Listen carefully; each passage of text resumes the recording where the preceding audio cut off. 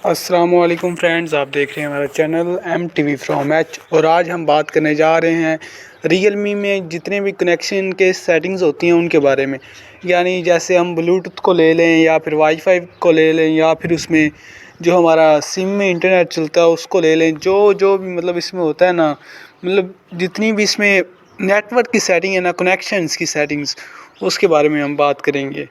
तो video start करने से पहले मैं आपको बता दूं हमेशा की तरह कि मेरे चैनल को सब्सक्राइब करें और वीडियो को लाइक भी करें, शेयर भी करें, कमेंट भी करें।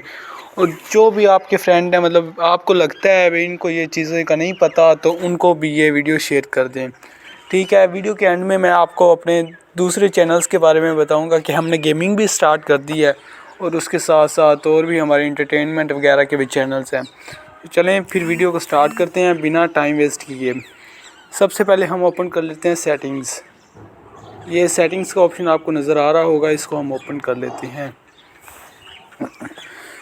कनेक्शंस की सेटिंग, ये जो चार हैं इनके बारे में आज हम बात करने जा रहे हैं। SIM card and mobile data, wifi, Bluetooth and connections and sharing. ठीक हो गया। तो सबसे पहले हम SIM card and mobile data के बारे में बात कर लेते हैं। ठीक है, इसे हमने ओपन कर लिया है। अब सबसे ऊपर आपको नज़र आ रही होगी सिम इन्फो एंड सेटिंग्स। तो सिम इन्फो में सिम 1 एंड सिम 2 लिखा हुआ है। चलो जी, सिम 1 खोल लेते हैं। सिम 1 में सबसे ऊपर आपको अनेबल एंड डिसेबल का ऑप्शन नज़र आ रहा है। यानी लिखा तो इनेबल हुआ है, काम इसका डिसेबल भी करना है। जैसे हम इसको दबा देंगे और ये डिसेबल हो जाएगा सिम कार्ड। और अब ये ऊपर देखें, अब एक ही सिम कार्ड नज़र आ रहा है ये बैटरी के साथ। और जब हम इसे दोबारा दबा देंगे तो ये इनेबल हो जाएगा। ठीक है, अब ये दो हो गए हैं। इधर से हम अपना सिम कार्ड का नाम चेंज कर सकते हैं। जैसे सिम 1 है तो इधर जो भी लिखना चाहते हैं, जैज़ या जो मर्ज़ी, आपकी मर्ज़ी वो लिख सकते हैं। ठीक हो गया, नाम नहीं चेंज करते। सिम कार्ड नंबर, तो इधर वो भी हम नंबर भी सेट कर सकते हैं, मतलब जो सिम का नंबर है वो हम इधर लिख सकते हैं। उसके बाद नेटवर्क सेटिंग्स, तो ये जो नेटवर्क सेटिंग्स में सबसे पहले डाटा रोमिंग लिखा हुआ है। इसकी वैसे तो ज़रूरत नहीं पड़ती ज़्यादातर, लेकिन जब हम इलाके से बाहर हों तो तब वहाँ ज़रूरत इसकी पड़ जाती है अक्सर, जब नेटवर्क ना आ रहा हो। इसकी चार्जेस पड़ते हैं अलग से, आपके बैलेंस में से काटे जाते हैं पैसे। ठीक हो गया।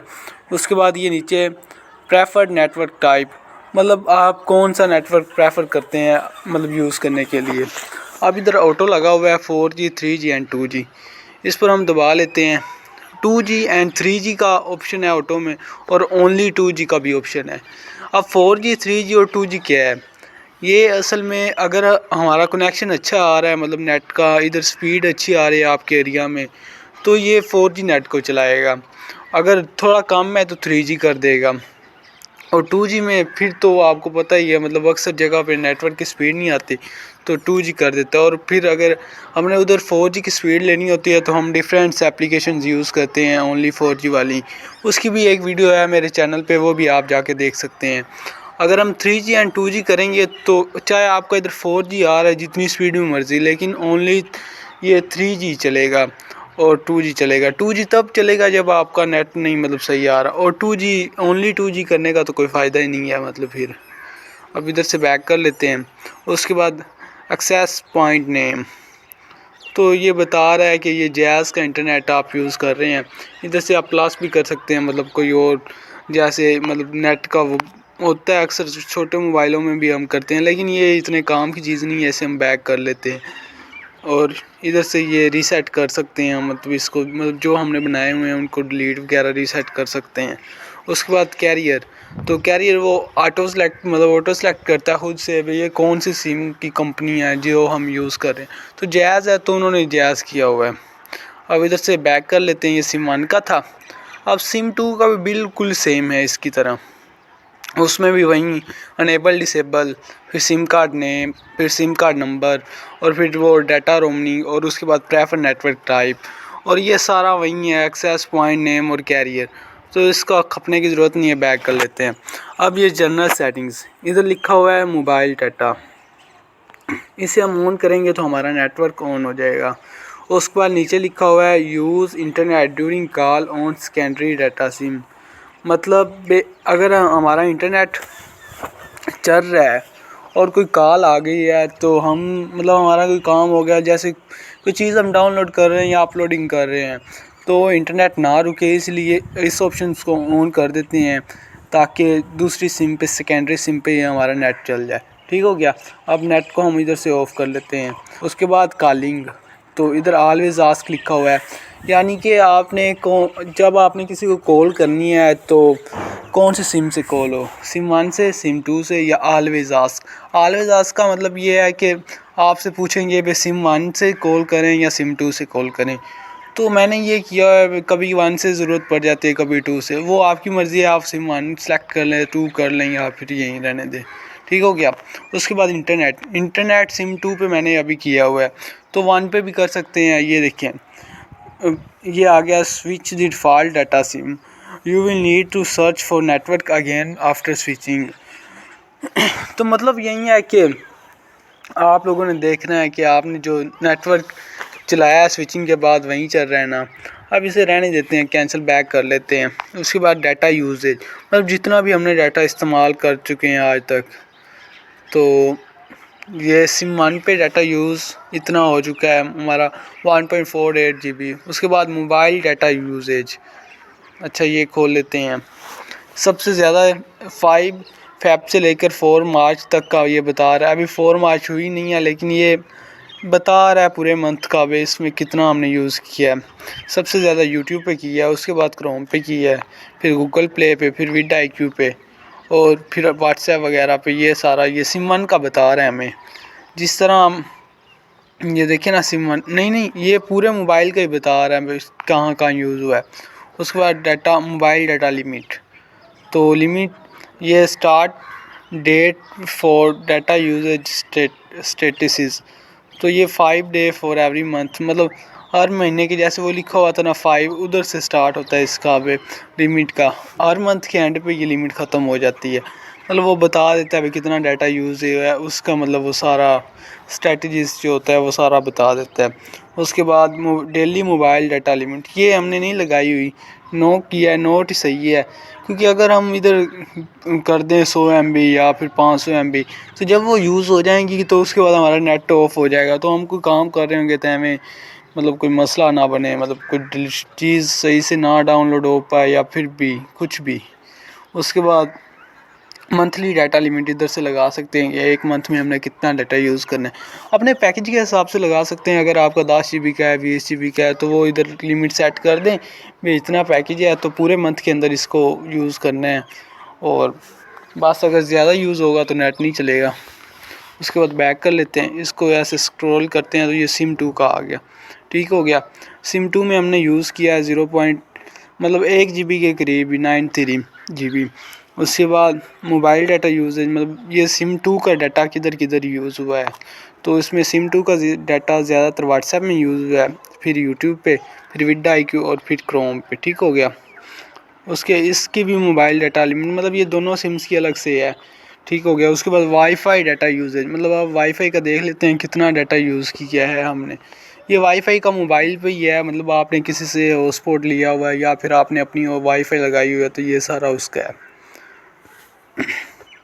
वाईफाई पे हमने कर लिया है 25.31 GB। ठीक हो गया। इसमें सबसे ज़्यादा तकरीबन 20 GB हमने यूट्यूब पे यूज़ किया है, और फिर व्हाट्सएप पे, और उसके बाद प्ले स्टोर पे, और ½ GB से थोड़ा सा ज़्यादा, मतलब 691 MB ये हमने क्रोम पे यूज़ किया। इस तरह ये जो भी हमने किया है। उसके बाद बैक, और उसके बाद नीचे नेटवर्क सेटिंग्स आ जाती है। इसमें नेटवर्क परमिशंस, तो नेटवर्क परमिशंस को ओपन कर लेते हैं। इधर क्या है, हाँ ये है, जैसे अब क्रोम है तो ये इधर हमने बताना है कि हमने क्रोम को किस जगह पे चलाना है। इधर उन्होंने ऑप्शन दिया हुआ है वाईफाई एंड मोबाइल, मतलब दोनों पे चलेगी क्रोम। अगर हम वाईफाई पे कर देंगे ना तो फिर हमारा नेट होगा ना, तो हम क्रोम को ओपन करेंगे तब भी ये नहीं चलेगी। ठीक हो गया। अगर सिर्फ मोबाइल डाटा पे कर देंगे तो फिर मोबाइल डाटा पे चलेगी, वाईफाई पे नहीं चलेगी। और अगर डिसेबल नेटवर्क कर देते हैं तो ना ये व्हाट्सएप उधर चलेगी वाईफाई पे, और ना ही हमारे मोबाइल डाटा पे चलेगी। तो ये तमाम एप्लीकेशंस का इस तरह ही है, जिसको आप मतलब नहीं चलाना चाहते, नहीं यूज़ करना चाहते, या फिर आपके पास पैकेज थोड़ा है और आपका नेट मतलब ये बैकग्राउंड में चलने लग पड़ते हैं, तो इधर से आप ऑफ कर सकते हैं। उसके बाद डाटा सेविंग, तो ये भी डाटा सेवर ही है एक तरह का, मतलब इसमें ना ऐप बैकग्राउंड में नहीं चलेंगे, मतलब वो यूज़ नहीं कर सकते आपका नेट। जैसे मैं उधर बता रहा था ना, उससे ज़्यादा ये एफिशिएंट है ट्रिक, मतलब इसको ऑन कर लें और आपका मतलब वो नहीं चलेगा बैकग्राउंड। अब इधर से डाटा यूजेज से बैक आ जाते हैं। उसके बाद नीचे है you might be look for call setting. अब कॉल सेटिंग को देख लेते हैं, कॉल सेटिंग में क्या है। कॉल सेटिंग में ये लिखा हुआ है फ्लैश ऑन कॉल, यानी कि जब कॉल आए तो ये जो बैक में हमारे बैक कैमरा की जो लाइट होती है ना, वो चलने लग पड़े। इधर से इसे ऑन कर देते हैं अगर कॉल आए तो। होते हैं, आपकी मर्ज़ी है, अच्छा लगता है ऑन हो तो नहीं हो, मैंने तो ऑन नहीं रखा हुआ, लेकिन आपकी मर्ज़ी है, इसको मैं ऑफ ही रखता हूँ। उसके बाद auto answer, automatically answer when connecting to an earphone और ब्लूटूथ डिवाइसेस, यानी कि अब अगर आपने ईयरफोन लगाए हुए हैं या फिर ब्लूटूथ से कनेक्ट किया हुआ है और कॉल आ गई है, तो ये ख़ुद ही कॉल को मतलब उठा लेगा, आंसर कर लेगा और फिर आप बात कर लें। अब ये नीचे लिखा है vibrate when call is answered and ये वाइब्रेशन कर, जब हम कॉल को उठाएंगे तो मोबाइल वाइब्रेट करेगा, या फिर जब हमने बात कर लिया और कॉल को काटेंगे तब भी ये वाइब्रेट करेगा। उसके बाद use power button to hang up while screen is on. Power button को भी हम दबा सकते हैं, मतलब जब कॉल आए तो उसे काटने के लिए पावर बटन को दबा दें जब स्क्रीन हो ऑन हो, ठीक है। उसके बाद कैरियर कॉल सेटिंग्स, इसको ओपन कर लेते हैं।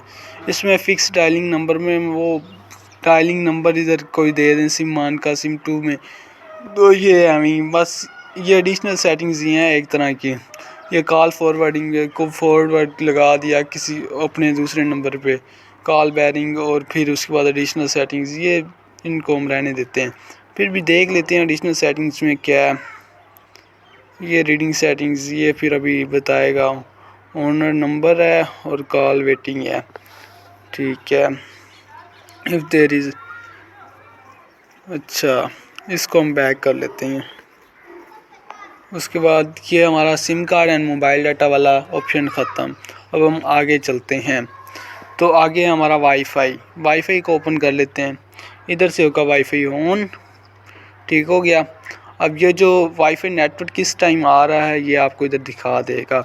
इधर से आप रिफ़्रेश कर सकते हैं, इस ऑप्शन से आप कर सकते हैं, मतलब वाईफाई को स्कैन कर सकते हैं। जैसे वो QR कोड होता है ना, उसको स्कैन करने के लिए ऑप्शन है, तो मैं इसे ओपन कर लेता हूँ। ये देखिए जी, ठीक हो गया ये वाईफाई और ये डिवाइस। अब इधर से लाइट भी चला सकते हैं। इधर से इसको बैक कर लेते हैं। उसके बाद mutually add a network, mean इधर आप नेटवर्क का नाम लिखें, उसका सिक्योरिटी मतलब लिखें और फिर उसका पासवर्ड लिखें और उसे ऐड कर दें। इधर सब कुछ सेम करना पड़ेगा, ये थोड़ा खफा होता है, ये वैसे ही बंदा कनेक्ट कर ले तो अच्छा है, खपने की क्या ज़रूरत है। उसके बाद एडवांस सेटिंग, इसे ओपन कर लेते हैं। सबसे ऊपर है वाईफाई असिस्टेंट, इसे ओपन करते हैं। Auto connect to the best wifi, यानी कि आपके मोबाइल में 3-4 या इससे ज़्यादा वाईफाई कनेक्ट हैं, तो जो बेस्ट नेटवर्क दे रही होगी ना, ये ऑटोमेटिक उस डिवाइस को कनेक्ट कर लेगा। उसके बाद नीचे लिखा है auto switch to mobile network. इसका मतलब है कि जब वाईफाई की क्वालिटी पुअर हो जाएगी ना, यानी स्पीड सही से नहीं आ रही या फिर कोई और प्रॉब्लम है, तो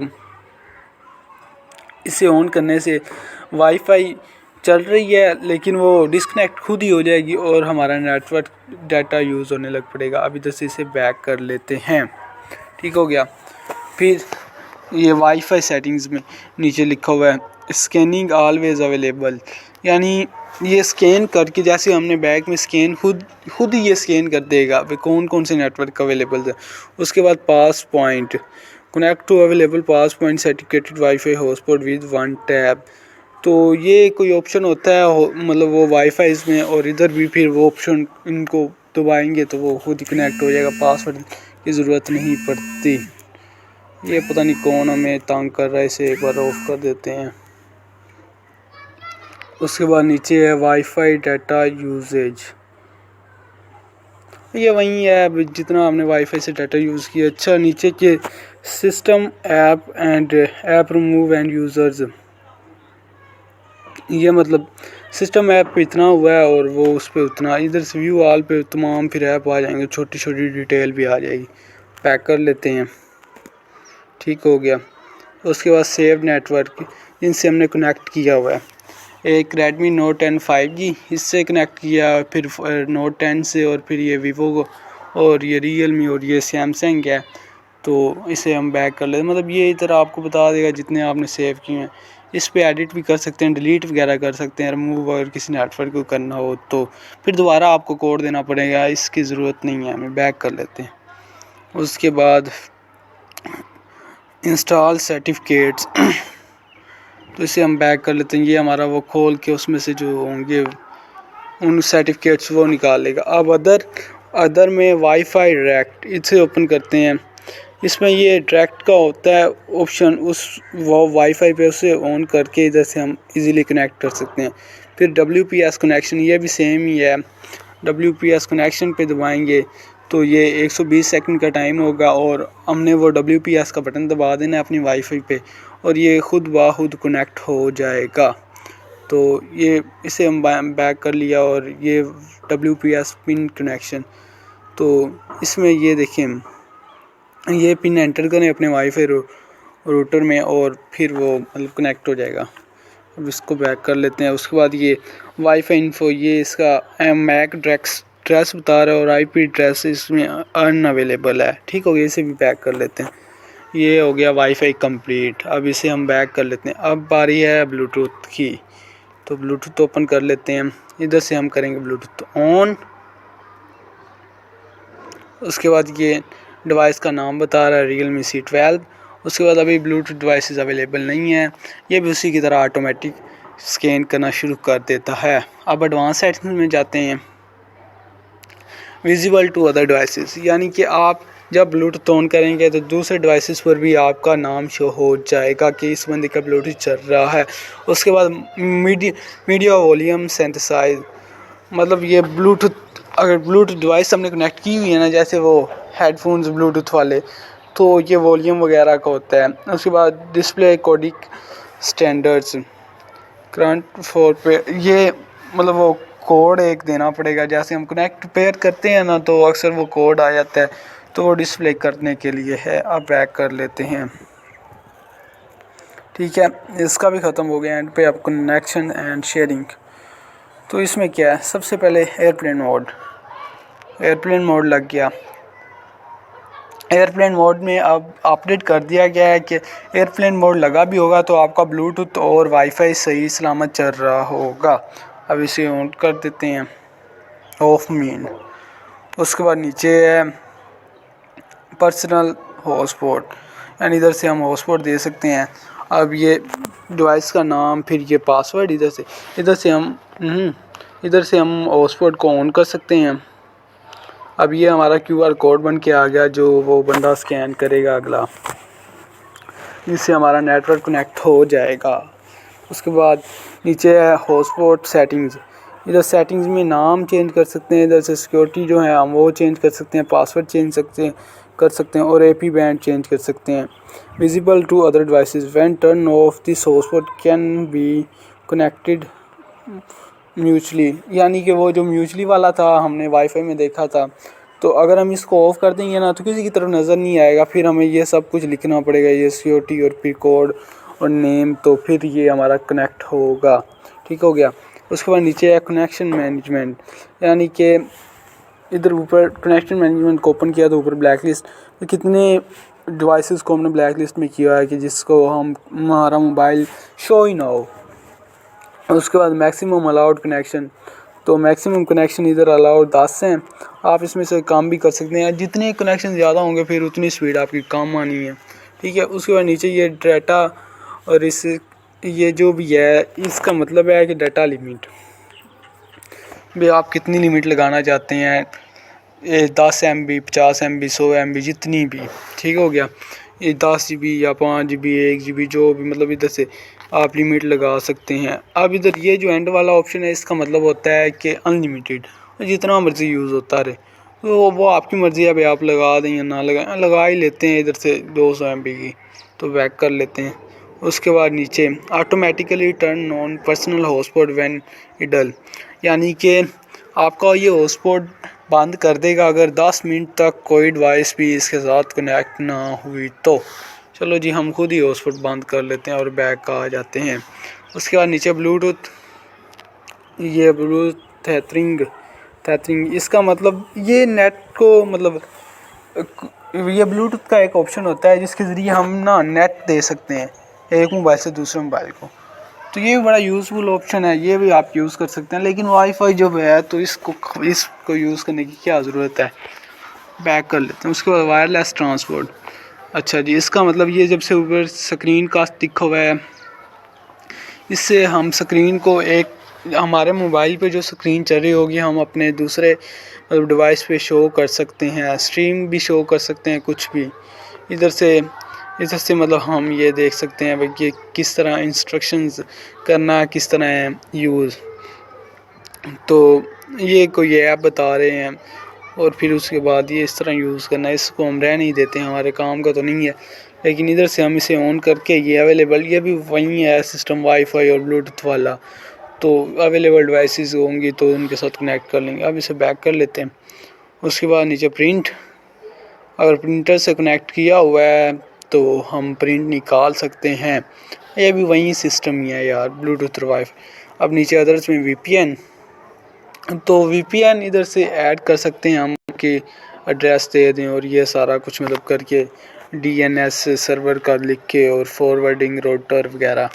तो ये भी मतलब ये एक्सपर्ट ही बंदा कर सकता है, लेकिन अगर आपको यूज़ भी करना है VPN तो कोई उधर से डाउनलोड कर लें और यूज़ कर लें। इधर ये मतलब जो होते हैं ना एक्सपर्ट, वही यूज़ कर सकते हैं सही से। उसके प्राइवेट DNS, तो ये भी एक ऑप्शन है प्राइवेट DNS का, मतलब ये भी VPN की तरह ही आ जाता है। इसका मतलब ये भी सेम ही है उससे थोड़ा बहुत। उसके बाद Android auto, use app on your car display, okay. इधर से कोई ऐप हमें सजेस्ट करने वाला था जिससे नेट तो ऑफ है, चलो इन्हें छोड़ देते हैं। जिससे इसका मैं आपको मतलब बता दूं बे, आप जो ऐप यूज़ करेंगे ना अपनी कार डिस्प्ले पे ये ऐप यूज़ कर सकते हैं।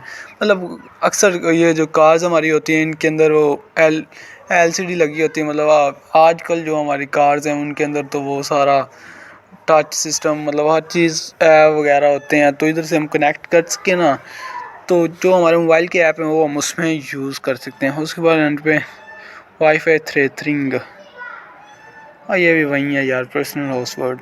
तो इससे हम बैक कर लेते हैं। चलें जी, हमारे ये 4 ऑप्शंस पूरे हुए, अब बैक आ जाते हैं। अगर वीडियो पसंद आई हो ना तो वीडियो को लाइक करना है, चैनल को सब्सक्राइब करना है और वीडियो को शेयर भी करना है, ठीक हो गया। और वीडियो मिस नहीं किया करो, ठीक है। अंदर से कोई ऑप्शन आपको पता भी होना लेकिन मिस ना किया हो करो, क्या पता भे आपको नॉलेज में इजाफे के लिए कोई और उसमें बात मैं आपको बता दूं, या फिर कोई भी, मतलब मैं ये नहीं कह रहा कि मुझे सब कुछ पता है ये वो, लेकिन अक्सर होता है कि हमें कोई सी चीज़ के बारे में, छोटे मोटे पॉइंट के बारे में नहीं पता होता, तो वो हम वीडियो से अगला बंदा हमें बता देता है या इस तरह। तो आपको मैंने बताया था कि मेरा दूसरा चैनल भी है, गेमिंग वाला भी चैनल है और वो एंटरटेनमेंट वाला भी। गेमिंग वाला ही चैनल का नाम है SPX gamers. SPX gamers basically हमारा गेमिंग का चैनल है, उससे हम PUBG की गेम मतलब लाइव स्ट्रीम भी करते हैं और मतलब वैसे भी वीडियोस अपलोड करते हैं, तो उसका लिंक मैं डिस्क्रिप्शन में दे दूंगा। उसके बाद हमारा दूसरा चैनल है Zen TV from Q, तो उसका Zen TV from Q में हम डिफरेंट वीडियोस जैसे कि स्नैक वीडियो से और टिकटॉक वगैरह से और स्नैपचैट से, मतलब ये जो वीडियोस इधर मिलती हैं वो सारी वीडियोस हम उसमें डालते हैं। मतलब वैसे गेमिंग वाली भी थोड़ी बहुत उसमें डाल देते शॉर्ट, मतलब उसमें ज़्यादातर आते हैं, और जो अक्सर हमारे कोई फंक्शन वगैरह होते हैं तो उसकी भी वीडियोस भी उसमें मिल जाएंगी आपको, तो उसका भी लिंक मैं नीचे दे दूँगा, ठीक हो गया। और एंड पे वहीं कहूँगा, चैनल को सब्सक्राइब, वीडियो को लाइक, शेयर, कमेंट ज़रूर करना यार। वीडियो अच्छी लगे तो कमेंट ज़रूर किया करो, बता दिया करो वे वीडियो किस तरह की, कोई गलती हो तो बता दिया करो। ठीक है, अल्लाह हाफिज़, मिलते हैं फिर किसी वीडियो में।